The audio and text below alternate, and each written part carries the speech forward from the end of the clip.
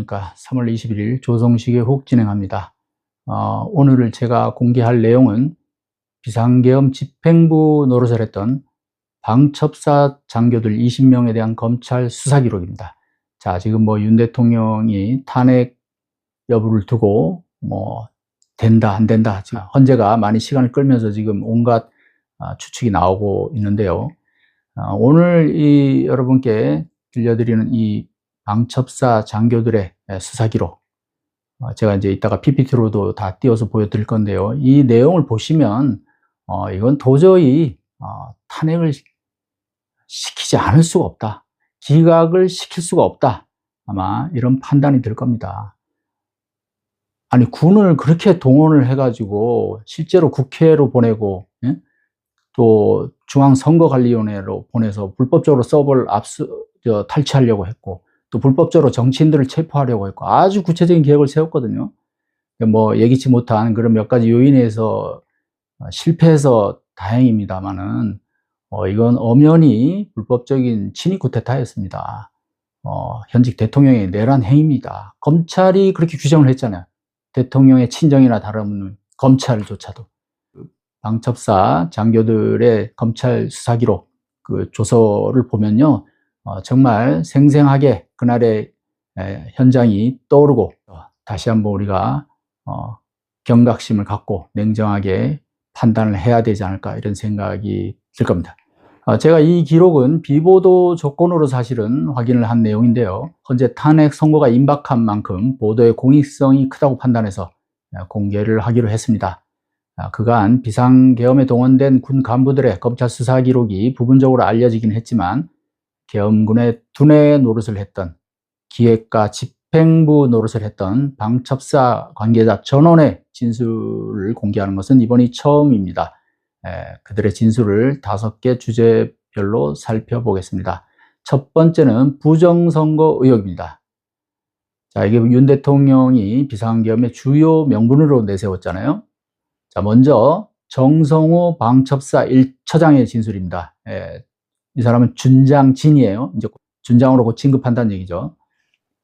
자, 여인영 사령관이 평소 부정선거를 언급한 적이 있어 불길한 생각에 여사령관에게 이게 법적으로 문제 없는 걸로 다 마무리된 겁니다. 이번 총선은 수개표까지 한 것이라 유튜버들 얘기가 안 맞습니다, 라고 하였습니다. 2024년 4.15 총선 끝나고 여름경으로 기억하는데, 그때 저는 비서실장이었습니다. 여인영 사령관이 유튜브에서 주장하는 선관위 부정선거 이야기가 도대체 무슨 소리냐? 라고 하면서 확인해 달라고 지시하였습니다. 그래서 저는 관련 내용을 보고하면서 부정선거 주장하는 사람들 멀리해야 한다고 말했습니다. 여인영 사령관이 한 번은 배정효 과장에게 부정선거를 주장하는 사람들의 주장을 체크해 보라고 지시한 적도 있습니다. 배 과장이 부정선거 주장이 설득력 없다고까지 자세히 정리해 보고했습니다. 자, 두 번째, 배정효 방첩사 지휘협력과장, 해군 중령이에요. 이 사람은 뭐라고 진술했냐면, 나무위키나 선거관리위원회 홈페이지 자료에 이미 부정선거 주장에 대해서 상세하게 반박한 자료가 있습니다. 그런 내용들을 정리해서 보고를 드렸습니다. 자, 이미 방첩사 장교들은 이 부정선거 주장이 완전히 근거가 없는, 그냥 그야말로 음모론, 말도 안 된다는 것을 이미 알고 있었고, 또 그걸 이미 자기들 상관인 여인영 방첩사령관한테 다 보고를 했다는 거예요. 그런데도 지금 윤석열 대통령 이하 그 내란 세력들은 지금 이런 엉터리 주장을 계속 하고 있는 겁니다. 아니, 방첩사가 어떤데요? 군의 온갖 주요 정보를 다루는 데 아닙니까?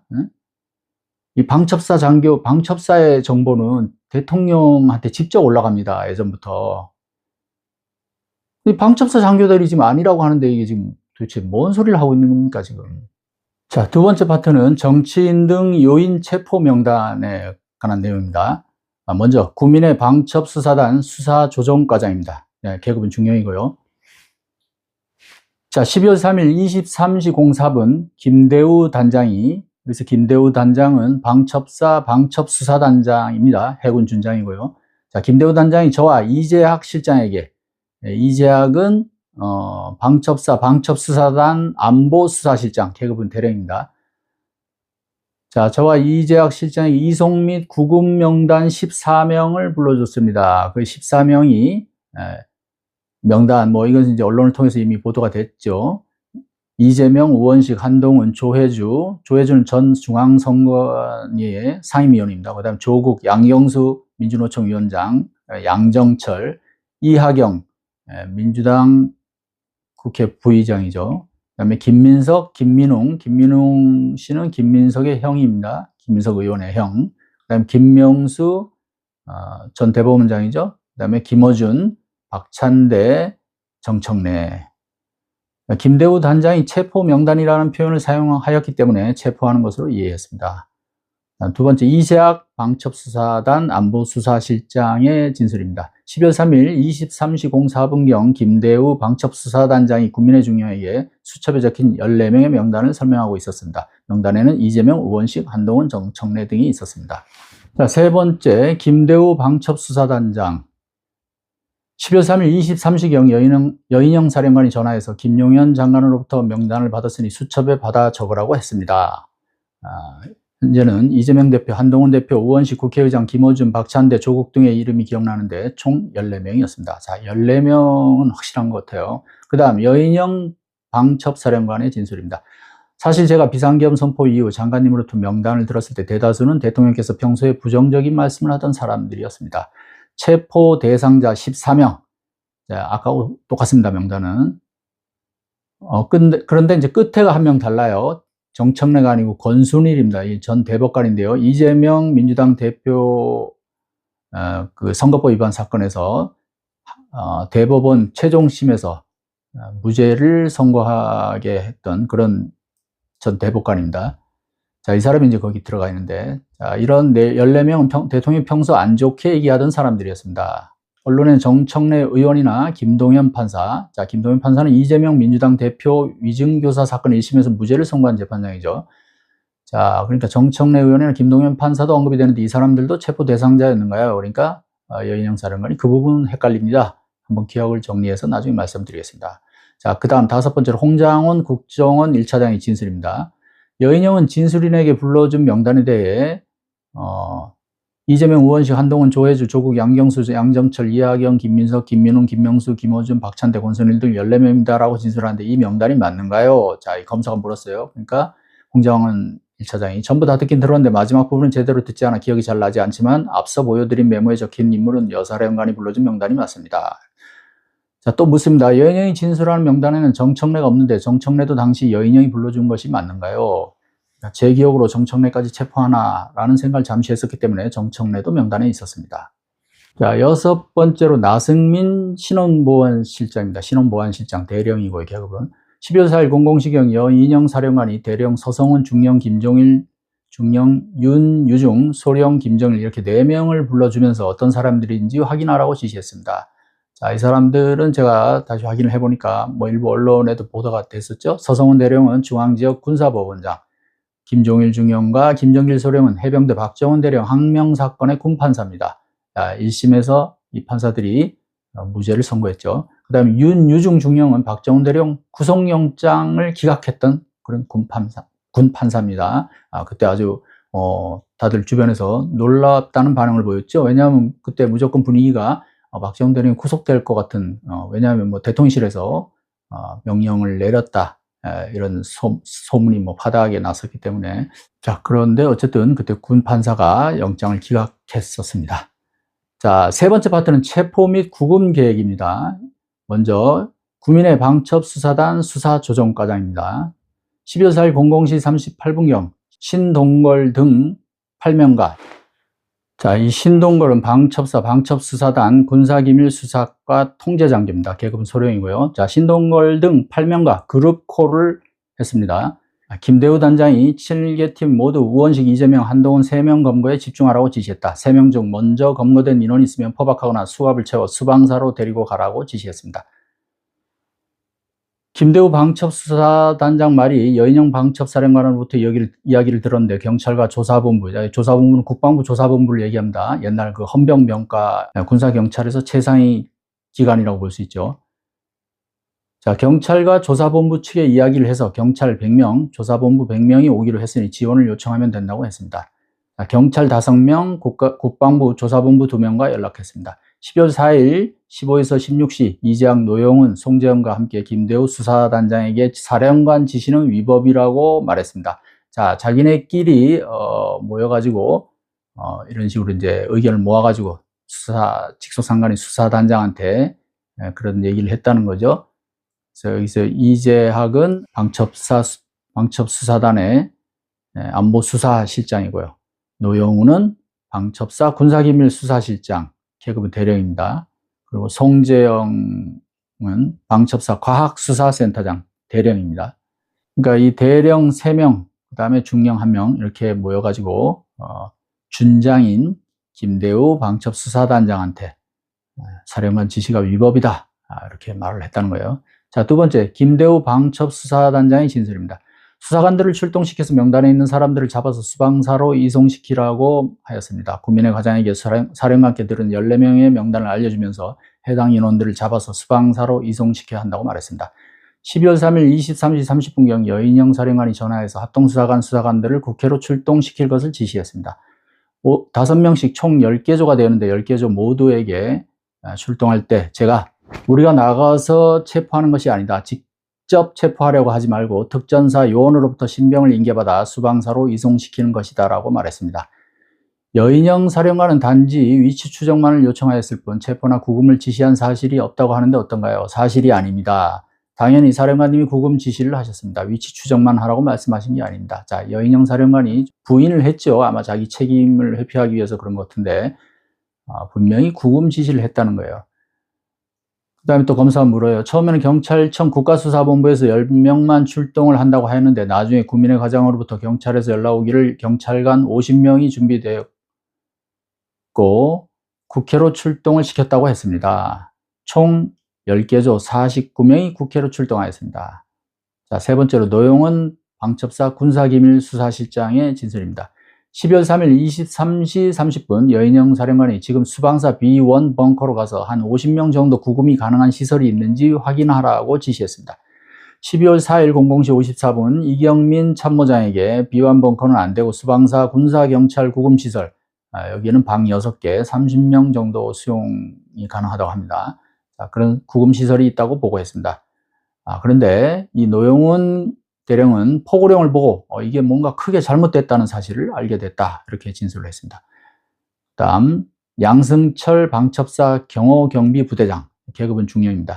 국회 쪽으로 출동한 방첩수사단 부대원들은 출동에 앞서 방검복, 방검장갑, 허리띠에 수갑, 포승줄, 3단봉이 결속된 장비 등을 지급받았다고 하는데 무장 상태는 어떠하였나요? 그러니까 저희들이 임무할 때 입는 검정색 임무복을 착용했을 뿐 다른 장비를 착용한 것은 없습니다. 그리고 자기는 절대 그 부하들한테 들어가지 말라고 수차례 강조를 했다는 거예요. 그래서 국회를 들어가지 말라. 출동을 했는데 들어가지 말아라. 뭐 이런 지시였다는 거죠. 자, 그 다음 이경민 방첩사 참모장입니다. 자, 방첩사의 넘버 2죠. 계급은 소장. 국회에서 계엄 해제 요구 결의안이 가결되기 10에서 20분쯤 전 김대우 단장하고 통화를 했습니다. 부대원들이 국회 부근에 도착했다는 취지로 말해서 국회로 갔다는 사실을 알게 됐습니다. 그 다음 정성우 방첩사 1처장의 진술입니다. 12월 4일 00시 02분경 여인영 사령관이 국회 이동 안 되냐고 물어서 안 된다고 했습니다. 또 여인영 사령관이 김대우 방첩수사단장에게 명단을 불러주고 국회로 출동해 라고 지시하는 것을 보았습니다. 자, 네 번째 파트는 이재명, 한동훈, 우원식에 대한 내용입니다. 자, 이날 비상계엄 때 보면요, 아주 그냥 이 세 사람, 특히 그 중에서도 이재명, 한동훈 두 사람을 반드시 체포를 해서 구금시설에 가두려고 했던 음모가 여실히 드러납니다. 근데 이것을 윤 대통령은 잡아떼죠? 아니, 그러면 방첩사에서 도대체 이게 누구 지시로 이렇게 합니까? 만약 김용현 장관이 지시했다고 해요. 김용현 장관이 이렇게 정치권의 여야 대표, 국회의장을 일개 국방부 장관이 그렇게 체포 지시할 수 있습니까? 상식적으로 판단할 일이죠. 잡아뗄 걸 잡아떼야죠. 너무나 구체적이에요. 이 군인들 진술을 보면. 자, 먼저 홍장원 국정원 1차장. 자, 이 홍장원 차장이 중요한 진술 많이 했죠. 제가 조태용 국정원장에게 대통령께로부터 전화를 받았습니다. 대통령님께서 원장님이 미국 출장을 가셨는지 아셨나 봅니다. 대통령께서 방첩사를 지원하라고 합니다. 방첩사가 이재명, 한동훈을 잡으러 다닙니다. 라고만 정확히 보고 드렸습니다. 자, 그 다음에 신동걸 방첩수사단 군사기밀수사 통제장교 계급 소령요. 국민의 중령이 7개 팀 모두 우원식, 이재명, 한동훈 3명 검거에 집중하라고 지시했습니다. 그 다음 국민의 방첩수사단 수사조정과장의 진술입니다. 김대우 단장이 7개 팀 모두 우원식, 이재명, 한동훈 3명 검거에 집중하라고 지시했다. 3명 중 먼저 검거된 인원이 있으면 포박하거나 수갑을 채워서 수방사로 데리고 가라고 지시했습니다. 자, 검사가 물어봐요. 진술인은 이 경정과, 자, 이 사람은 이제 경찰 국가수사본부 간부입니다. 그런데 제가 이름을 가렸습니다. 왜냐하면 이제 뭐 직접적인 이 계엄에 관여한 군인이 아니기 때문에. 자, 이먼 경정과 또 이먼 준이에게 체포 명단 14인에 대한 체포 지원이란 말을 하였나요? 그러니까 그런 얘기는 하지 않았는데 누군가가 도대체 누구를 잡는 거예요? 라고 물어보기에 이재명, 한동훈 잡습니다. 라고 대답한 적이 있습니다. 자, 한동훈 전 대표가 최근에 그 책 펴낸 거 보면요. 그 계엄, 비상계엄 실패로 이제 돌아가고 그 대통령을 직접 만나잖아요. 이제 그래서 도대체 어떻게 된 거냐 이제 뭐 설명도 들을 경우. 근데 그때 물어봐요. 한 전 대표가. 아니, 저를 왜 체포하라고 한 거냐 도대체. 그러니까 대통령이 나는 그런 체포 지시한 적 없다. 이렇게 얘기하거든요. 그러나 여러분이 상식적으로 판단해 보시기 바랍니다. 자, 네 번째는 김대우 방첩사 방첩수사단장입니다. 5조 정도 출동시켰을 무렵 사령관님이 연락이 와서 이재명, 우원식, 한동훈 이 3명에 집중하라고 하였습니다. 그래서 이미 출동한 인원 포함해서 전 수사관에게 이 3명에 집중해서 체포하라고 했습니다. 그 다음 노영훈 방첩사 군사기밀수사실장입니다. 계급은 대령요. 12월 4일 01시 15분 전원호가, 자, 역시 실명을 가렸습니다. 출동한 부대원들이 국회의원 3명을 체포하라는 지시를 받았는데 그 3명은 이재명, 우원식, 한동훈입니다. 미친 짓거리입니다. 라고 보고했습니다. 야, 이 방첩사 간부가 오죽하면 미친 짓거리라고 이렇게 보고를 했다는 거예요. 자기들이 생각하고 너무 어이가 없는 거잖아요, 이게. 아무런 그 법적인 권한도, 법적인 사유도 없고. 이게요, 국회의원들은 아시겠지만은 헌법상 비상계엄이 선포가 돼도 국회의원들을 이렇게 마음대로 체포할 수 없습니다. 뭐 무슨 현행범도 아니고 지금. 그리고 그것도 이렇게 군인들이 나설 일이 아니에요. 경찰의 협조를 받아서 해야 된다. 자, 그리고 이 이제 수사기록에서 보면 그 선관위 출동 부분이 상당한 그 분량을 차지하고 있습니다. 그만큼 그 심혈을 기울였다는 거죠. 지금 뭐 윤 대통령이 헌재 나와서도 그걸 무척 강조했잖아요. 선거 부정이 있어가지고 그걸 그 진상을 파헤치기 위해서 중앙선거관리위원회에 갈 수밖에 없었다. 근데 그 계엄이 아니면 그렇게 할 수가 없어서 마치 그런 것처럼 이런 식으로 이제 뭐 둘러댔는데요. 그게 얼마나 엉터리였고, 그 다음에 거기 실제 출동했던 방첩사 장교들조차 얼마나 기가 막혀 했는지. 자, 이 부분은 제가 따로 또 2부에서 정리를 해드리겠습니다. 자, 오늘은 여기까지만 방송을 하겠습니다. 다음 주에 윤 대통령 탄핵 선고가 예정되어 있는데요. 헌재 재판관들이 상식적으로 합리적으로 판단한다면 분명히 올바른 그런 선고가 나오지 않겠습니까? 여러분들 희망을 잃지 마시기 바랍니다. 조성주의 오늘 여기서 마치겠습니다. 감사합니다.